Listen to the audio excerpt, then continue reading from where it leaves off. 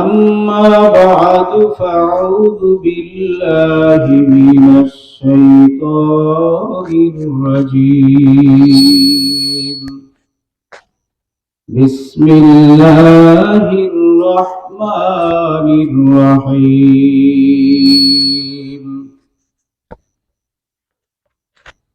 قد أفلح من زكاها صدق الله العظيم محبت درود شریف پڑھی اللهم صل على سيدنا محمد وعلى آل محمد كما صليت على إبراهيم وعلى آل إبراهيم إنك حميد مجيد اللهم بارك على محمد وعلى آل محمد كما باركت على إبراهيم وعلى آل إبراهيم إنك حميد مجيد رب زدني علما رب زدني علما رب اشرح لي صدري ويسر لي أمري واحلل عقدة من لساني يفقهوا قولي قالوا سبحانك لا علم لنا إلا ما علمتنا إنك أنت العليم الحكيم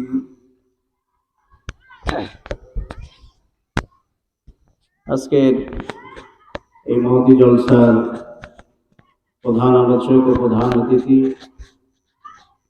রাহবারে কামেল মুর্শিদে মুকাম্মেল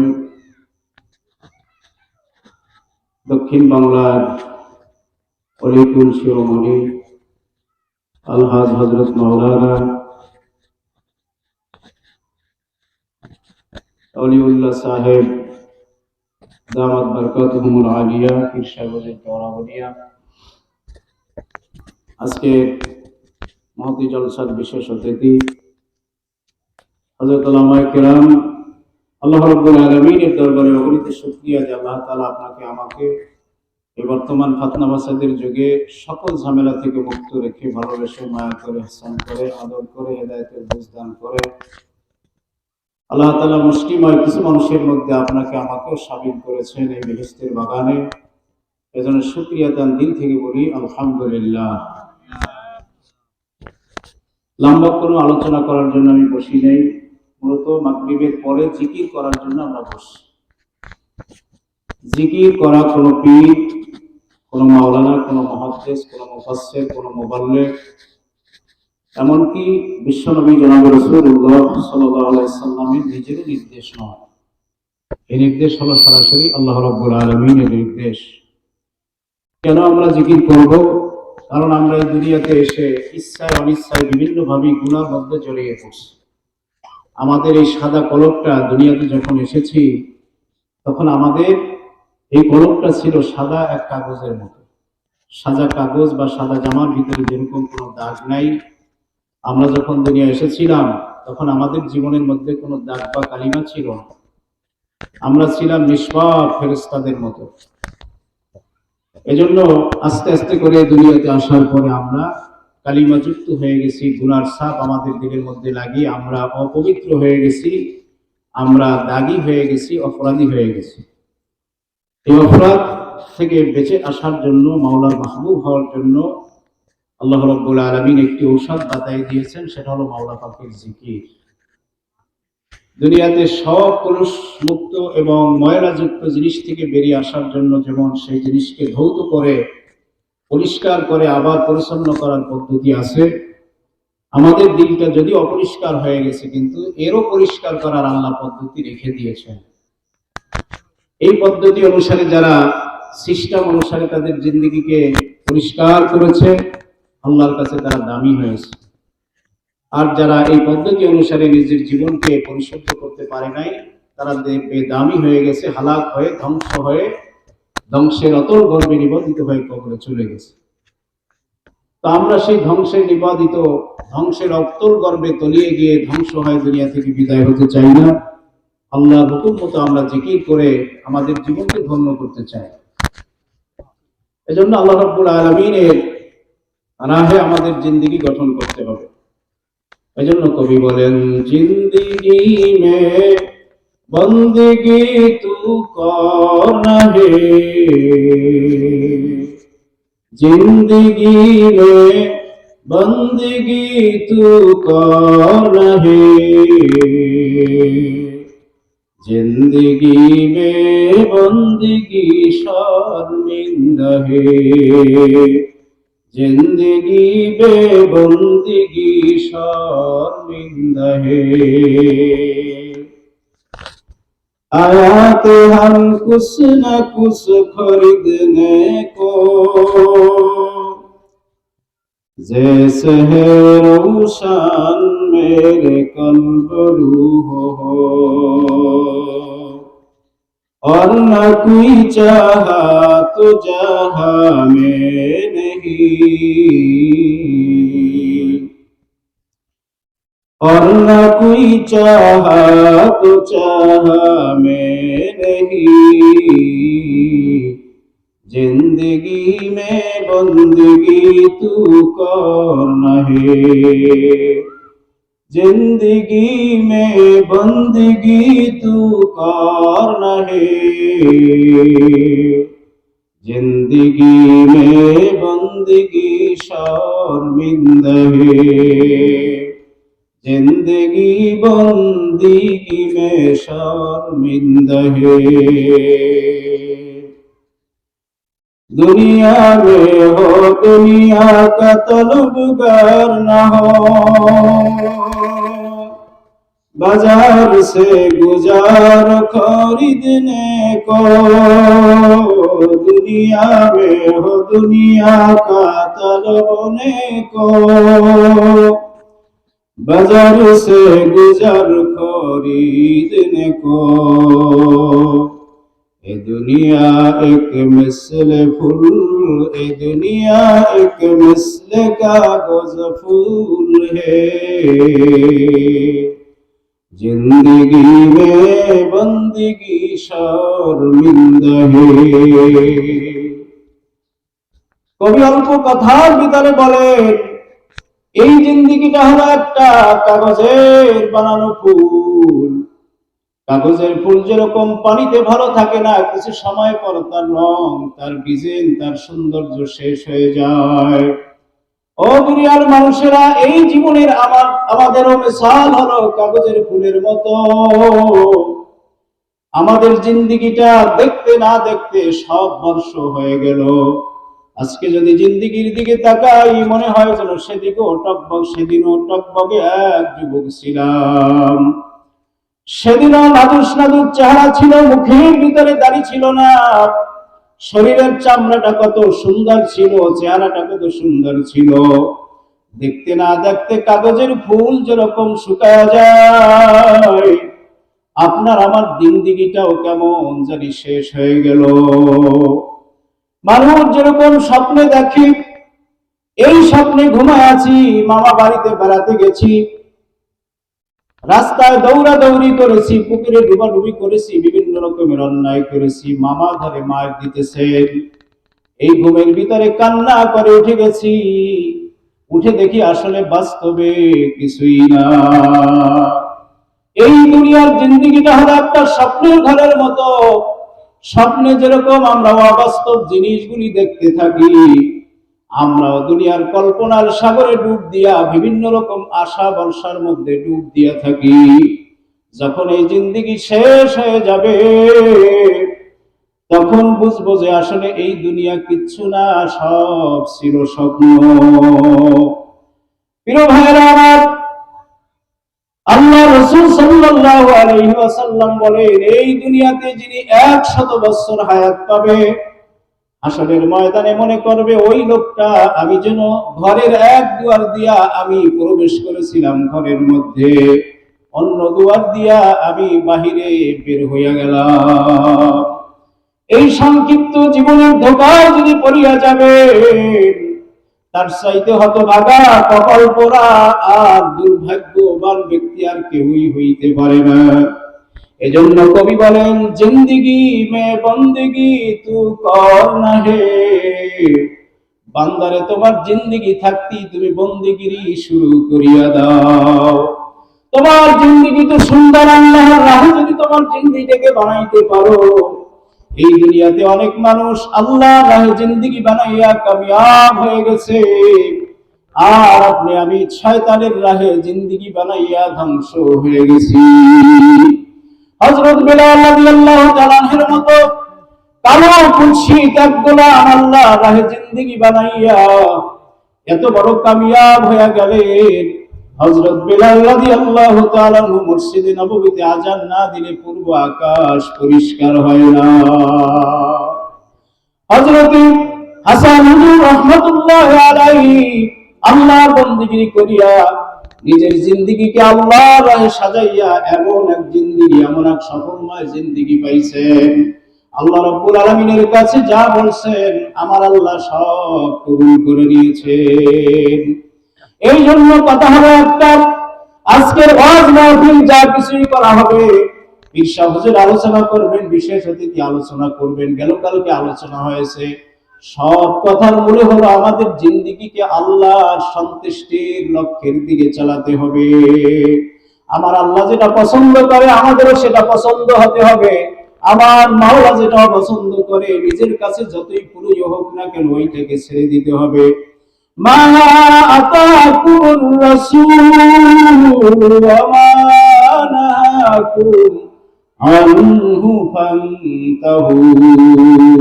আমার আল্লাহ বলেন, নবীকে এমনি তোমাদের মাঝে পাঠাই নাই, নবীকে তোমাদের মাঝে পাঠাবার একমাত্র উদ্দেশ্য হলো নবী যা গ্রহণ করেছে তোমাকেও সেইটা গ্রহণ করতে হবে, নবীজি যেইটা ছেড়ে দিয়েছেন তোমাকেও সেইটা ছেড়ে দিতে হবে।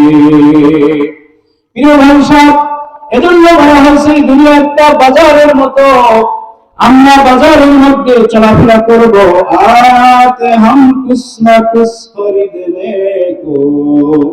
আমরা যখন এই বাজারের মধ্যে চলাফেরা করব, বাজারের মধ্যে যখন আমরা চলাফেরা করি, তখন পকেটের মধ্যে টাকা থাক বা না থাক অনেক কিছুই কিন্তু কিনতে মনে চায়।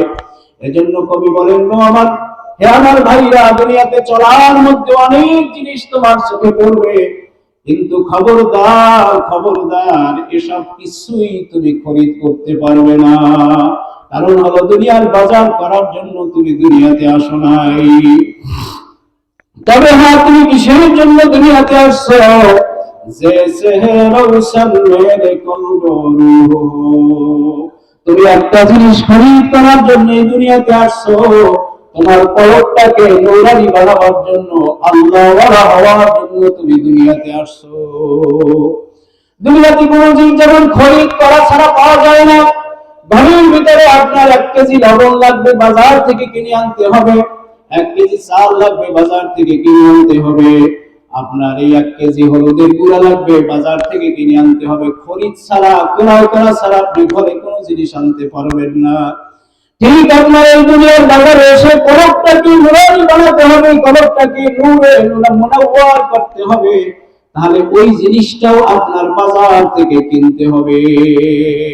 এজন্য কবি বলেন, এই বাজার থেকে আর কিছু কেনা যাবে না, তবে হ্যাঁ, কলবকে নূরানি বানাবার জন্য বাজার থেকে এই নূর কিনে কিনে কলব থেকে কলবের মধ্যে তোমার ঢুকাতে হবে। এবার আমরা তাহলে কবিকে জিজ্ঞাসা করি, কবি তুমি কেন বাজার থেকে নূর কেনার কথা বললা? আমরা কোন দোকানে এই নূর পাবো? কি মুদি দোকানে পাবো, নাকি পানের দোকানে পাবো, নাকি অন্য দোকানে পাবো? এবার কবি বলতেছেন, এবার তুমি যদি এই নূর পাইতে চাও, তাহলে আল্লাহ ওয়ালাদের সোহবত তোমাকে ইখতিয়ার করতে হবে। আল্লাহ ওয়ালারা যেই বাজারে বসে ওই বাজারে তোমাকেও যেতে হবে, আর ওই বাজারের দোকানদার হলেন আল্লাহ ওলিরা, তুমি হলো খরিদ্দার। আল্লাহর ওই নূর বিক্রি করবে আর তুমি ক্রেতা হইয়া কিনে কিনে নিয়ে বাড়ি চলে যাবে। তাহলে তুমি একজন কামিয়াব মানুষ হয়ে যাবে। ঠিক আজকের এই মজলিসটা তো দামি মজলিস। আল্লাহর ওই কাওড়া দুনিয়া থেকে নূর বিক্রি করার জন্য, ইলমে মারিফাতের ইলম বিক্রি করার জন্য, হাদিয়া দেওয়ার জন্য, বিদায় দেওয়ার জন্য, তেরাম দেওয়ার জন্য তিনি চলে আসতেছে। এই মুহূর্তে আপনার আমার দরকার হবে বাড়ি থেকে দ্রুত গতিতে ছুটিয়া আল্লাহর ওই পাশে এসে এই নূর কিনে কিনে কলবের মধ্যে ঢুকাতে হবে। যখন এই নূর আমি কলবের মধ্যে ঢুকাবো, তাহলে ওই যে কবি বলেছে, তুমি এই দুনিয়াতে এসে আয়াত হাম কুছ না কুছ খরিদনে কো, রাস্তায় হাঁটার সময় অনেক জিনিস তোমার কিনতে মনে চাইবে। খবরদার, নূর ছাড়া, ইলমে শরীয়তের, ইলমে মারিফাতের, ইলমে লাদুন্নির ইলম ছাড়া তুমি দুনিয়া থেকে কিছু ক্রয় করিও না। তার মানে হলো দুনিয়াতে আসছি তোমার কলবটাকে নুরানি বানানোর জন্য। এই দুনিয়াতে এমন সব মানুষ আছে, এই মজলিসেও থাকতে পারে, তারা চক্ষু বুঝলে শুধু এই দুনিয়াটাই দেখে না, আসমানের মধ্যে যা আছে সব তারা দেখে। সুবহানাল্লাহ। কেন তারা এই দুনিয়াতে এসে ভ্রমণ করেছে?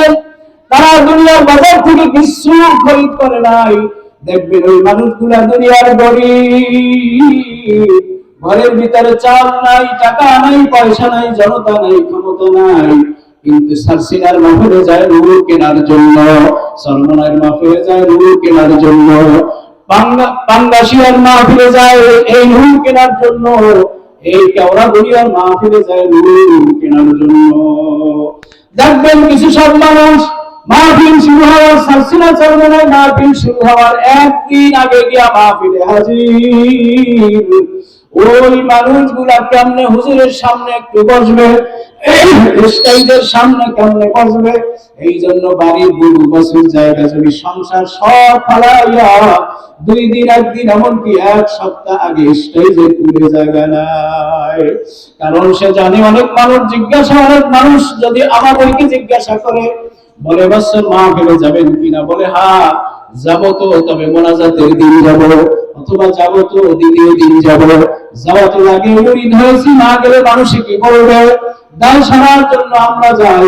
আসলে কিন্তু মূলত নূর কেনার জন্য, হেদায়েত কেনার জন্য, আল্লাহ ওয়ালার হওয়ার জন্য আমরা অনেকেই যাই না। এই জন্য ভাইরা, দুনিয়ার বাজারে যাব দুনিয়া ক্রয় করার জন্য, আর আখিরাতের বাজারে যাব আমার মাওলাকে পাওয়ার জন্য। আজকে যারা আমরা এখানে এসেছি সবাই মূলত মাওলাকে পাওয়ার জন্য আসছি কিনা বলেন?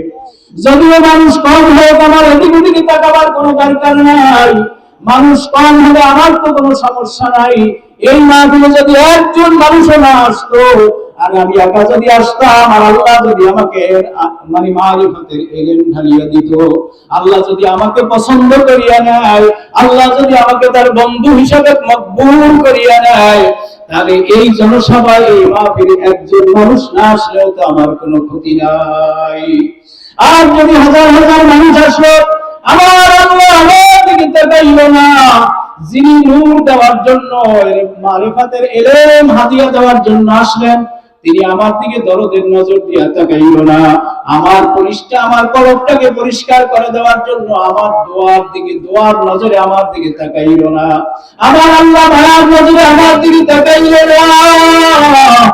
আমার আল্লাহ রাসূল আমার দিকে মায়ার নজরে তাকাইল না। বলুন তো দেখি, নেওয়াপাড়া, কামরাপাড়া, কাশিমখালী, বেতমো, এই বিশাল বড় বিল্ডিং যদি মানুষ ভরিয়া যাইতো, বলেন তো দেখি আমার তাতে কি লাভ হইতো? এজন্য আমি যে উদ্দেশ্যে আসছি সেই উদ্দেশ্য হাসিল করিয়াই যাব। আমার আল্লাহ রাসূল বলেন, বান্দা মাওলা সম্পর্কে যেরকম ধারণা করে, আমার মাওলাও তার সাথে সেরকম ধারণা করে। আমরা যদি এই বিশ্বাসে নিয়ত করে বসি যে আজকে দৌড়া বলি হুজুরের মাহফিল থেকে মাওলারে না দিয়া বাড়ি যাব না, দেখবেন এমন হেদায়েতের আলো আপনার কলবের মধ্যে জ্বলিয়ে উঠছে, আপনার নিজের অজান্তে চোখ দিয়া দরদর করে পানি পড়তে আছে। এমন পানি পড়াই পড়তে আছে, জীবনে যত গুনাহ আপনি করছেন, এক মাহফিলের কারণে আপনার সমস্ত গুনাহ মাফ। আমার মাওলা এই আসমান থেকে ডেকে ডেকে বলেন, ও মুখের ছেলে ওমর, তুইও যেমন মাহফিল থেকে আমারে না নিয়া বাড়ি যাবি না, আমিও তোরে আমার বন্ধু না বানাইয়া বাড়ি ফিরাবো না। সুবহানাল্লাহ। এজন্য ভাইরা হাদিসের মধ্যে আসে আল্লাহ তাআলা বলেন, যে বান্দা আমার দিকে এক হাত অগ্রসর হয়, আমি মাওলার রহমত দিয়ে তার দিকে 2 হাত অগ্রসর হই। যেই বান্দা আমার দিকে হেঁটে হেঁটে আসতে শুরু করে, আমি মাওলা তার দিকে দৌড়াইয়া যাইতে শুরু করি। আল্লাহ যারা ওলি হইছে এই হাদিসটাকে মানছে, মানার মতো আহারে চান্স তো যাইতেছে। আমার মাওলা তো কোনোদিন মিথ্যা কথা বলে না। মাওলা যেহেতু বলছে হাঁটি আসলে দৌড়াইয়া আসে, এই জন্য আল্লাহর ওলিদেরকে দেখবেন, আল্লাহ ওয়ালা বান্দাদেরকে দেখবেন বাজারে যায় আস্তে আস্তে, বেলবাড়ি যায় আস্তে আস্তে, মসজিদে যায় দৌড়াইয়া, এ হালকা জিকিরে আসে দৌড়াইয়া, তালিমি জলসা আসে দৌড়াইয়া, মাহফিলে আসে দৌড়াইয়া। ওই হাদিসের আমল করার জন্য যে আমি যদি মাওলার দিকে দৌড়াইয়া যাই, আমার মাওলার রহমত চাইতে দ্রুত বেগে আমার দিকে আসবে। সুবহানাল্লাহ। আসলে মাওলার সাথে দুনিয়ার প্রেম খেলা আমরা খেলতে পারি, কিন্তু মাওলার সাথে প্রেম খেলা খেলতে পারি না। এই দুনিয়ার কিছু আল্লাহওয়ালা মানুষেরা আছে, তারা মাওলার সাথে এমন প্রেম খেলা খেলে। ওই যে গেল কালকে রফিকুল ইসলাম তানজিম সাহেব ওয়াজ করিয়া গেছেন, হাসির কথা মনে আছে কি নাই? মাওলার সাথে কেমন প্রেম খেলা খেলছে। তাই মাওলা যদি আমারে ঘোষণা করেন যে তোরে মাফ করছি, তাহলে আমি তওবা করে মুসলমান হব, কি মনে আছে কি না? শেষ পর্যন্ত অনেক প্রেমের খেলা খেলতে খেলতে আমার মাওলা আয়াত নাযিল করে দিলেন, লা তাকনাতু মির রাহমাতিল্লাহ, বান্দা তুই যদি আমার রহমতের ভরসা করো, কত গুনাহ করছো দেখার সময় নাই, তোরে আমি মাফ করে দিব। ওরে ভাইয়ের মাহফিল হলো মাকবুল মাহফিল। এজন্য মাকবুল যদি আল্লাহর কাছে কবুলই না হবে, কেন অজপাড়া গ্রামে 16 বছর পর্যন্ত মাহফিল চলবে? 16 বছর পর্যন্ত যেহেতু চলতেছে, কোনো না কোনো কারণে আল্লাহ এই মাহফিলকে কবুল করিয়া নিছে। এই জন্য আমরা মাকবুল মাহফিলে বসে আছি। এই এলাকার ভিতরে বহু আল্লাহওয়ালা মানুষ ছিলেন, এই আল্লাহওয়ালাদের কোন ব্যক্তির চোখের পানির উসিলায় হয়তো এই মাহফিলকে আল্লাহ মকবুল করিয়া নিয়েছেন। এই জন্য আমরা চক্ষু বন্ধ করিয়া বসি, মাওলা পাকের জিকির করার জন্য বসবো, আর আল্লাহওয়ালাদেরকে আমরা মহব্বত করব। আল্লাহওয়ালাদেরকে মহব্বত করা ছাড়া কোনদিন মাওলাকে পাওয়া সম্ভব না। এজন্য আজকে এই মাহফিলটা হলো ব্যতিক্রম এক মাহফিল। কেওড়া দুনিয়ার আল্লাহর কুতুব যখন মাহফিল শুরু করিয়া দিবে, আমি তো বিগত দিনে দেখছি এমন কোন কঠিন মানুষ নাই যেই মানুষের চোখে পানি না আসিয়া পড়ে। কেওড়া দুনিয়ার আল্লাহর কুতুব কেওড়া দুনিয়ার জমিনে ঘুরে, আল্লাহর কুতুব জানবে বর্তমান ছেলেরা আল্লাহর ওলি হয় না কেন, বর্তমান যুবকেরা আল্লাহর ওলি হয় না কেন? তার মধ্যে একমাত্র বাধা হইল বাপ মার খেদমত করে না। এই জন্য আল্লাহ মজলিসের মধ্যে যুবকদেরকে বলতে, যুবকেরা তোমরা তাকাইয়া দিকে দিকে চারদিকে তাকাইয়া দেখো, তোমাদের বাবা এই মজলিসে আছে কিনা? যদি থাকিয়া থাকে যাইয়া দাঁড়া, গলা ধরিয়া কান্দ, আর পাও ধরিয়া আমার ছেলের বড় ভুল করছি আর করব না। যেই যুবক জীবনে দাঁড়িয়ে রাখে না, যেই যুবক জীবনে মাওলারে সেজদা দেয় না, যেই যুবক মাওলারে চেনে না,